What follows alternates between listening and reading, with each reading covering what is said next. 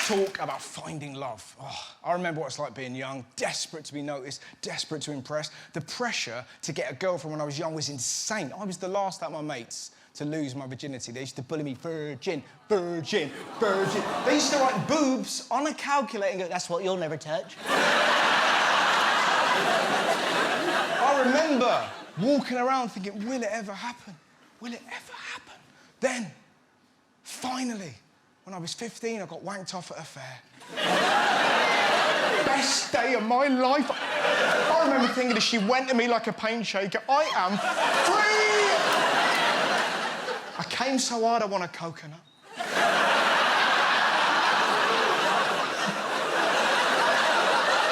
My mum's like, where'd you get that teddy bear? It doesn't matter, mother. What I'm saying is, I remember what it's like to be desperately looking for love. And the way we teach kids about love on TV is messed up. Because now, it seems to me, all that matters is the way you look.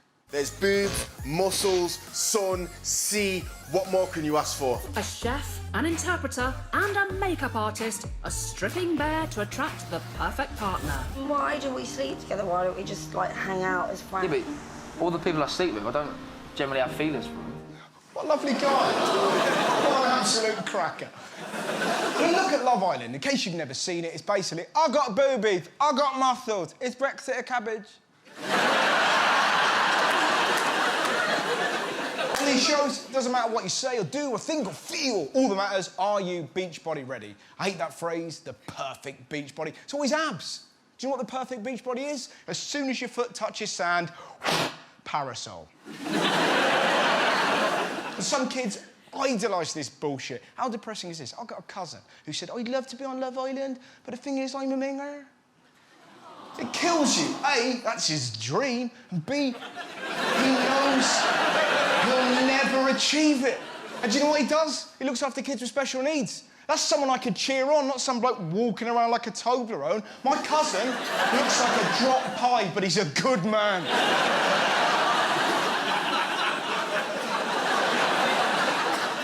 I can't cheer on someone perfect.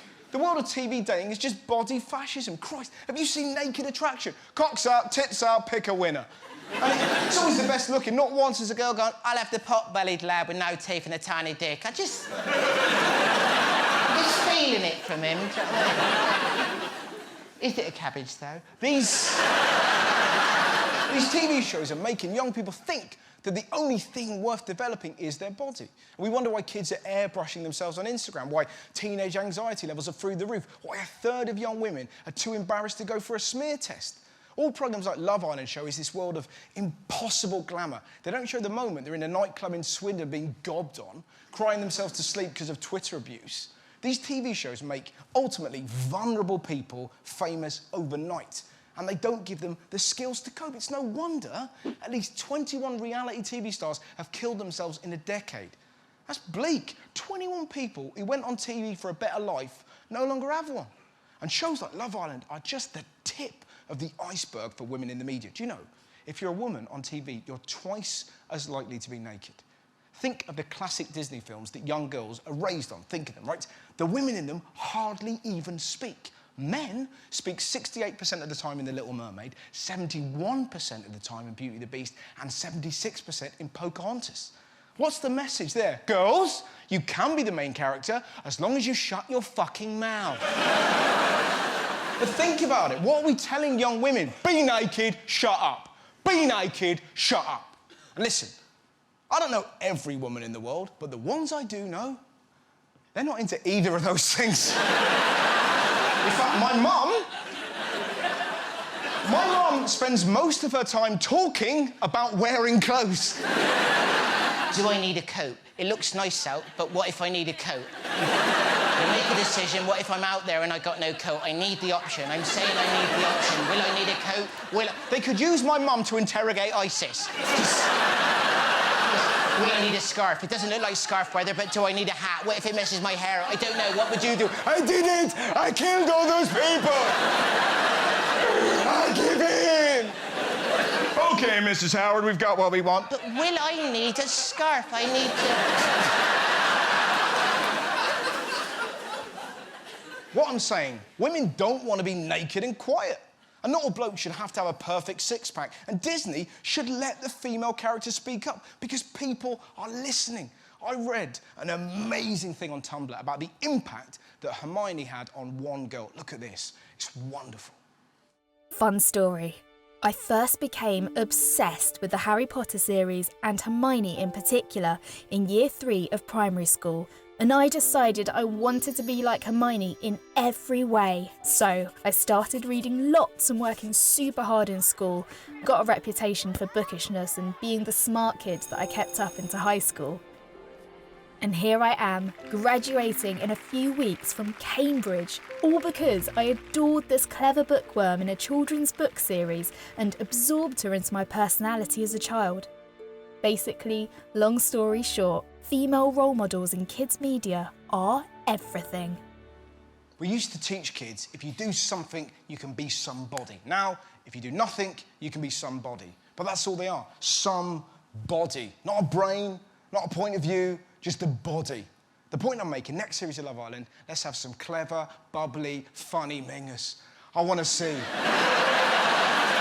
a really nerdy guy having sex with a really nerdy girl, and as they both come, they scream, 5 points to Gryffindor! Now, did you hear about this? I couldn't believe this wasn't the biggest story of the week. Self-harm among teenage girls has increased by nearly 70% since 2011, according to research published in the British Medical Journal. Experts say the rise is partly due to girls' obsession with social media. How upsetting is that? Young women are cutting themselves because of social media. And to be honest, you can see why they're broken. They're constantly on display. Every picture, every moment, every thought is online, being judged. Teenage girls are desperate for likes, and they don't like themselves. It must be so awful, because I never had selfies when I was young. The only time I looked at my face was when the school photos came out, and that was harrowing enough. Like, can you imagine that? It's like, oh, mate, I look like Simple Jack from Tropic Thunder. When you're young, you shouldn't be taking pictures of your face. Ksh, it's not right. Ksh, it's not right. Ksh, it's never going to be right. We're English. We're ugly as fuck. We're like potatoes with eyes. That's why we develop personalities. We shouldn't be comparing ourselves to Hollywood celebs on Instagram. They've got sun and teeth.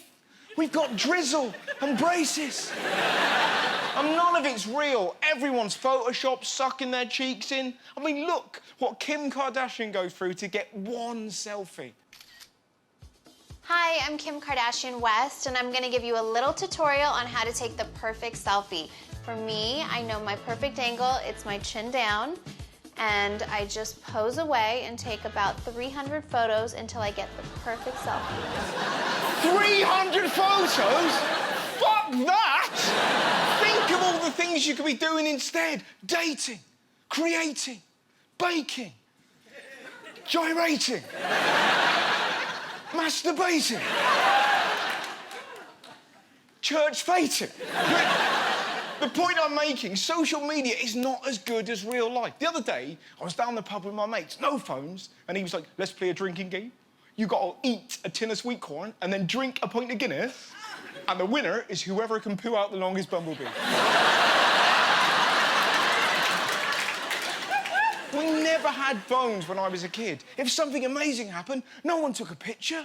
We just remembered it and then exaggerated it.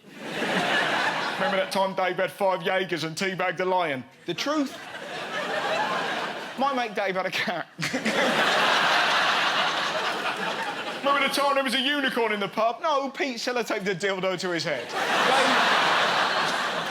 What I'm saying is memories are so much better than photos. A photo is just a memory with no soul. And memories bubble around your head, and then they appear and make you laugh from nowhere. I was on the train the other day, and I remember that time at school that Lydia was trying to get her calculator to work by knocking it against the desk. And our teacher went, Lydia, how would you like it if I banged you against the desk? And we lost our collective shit.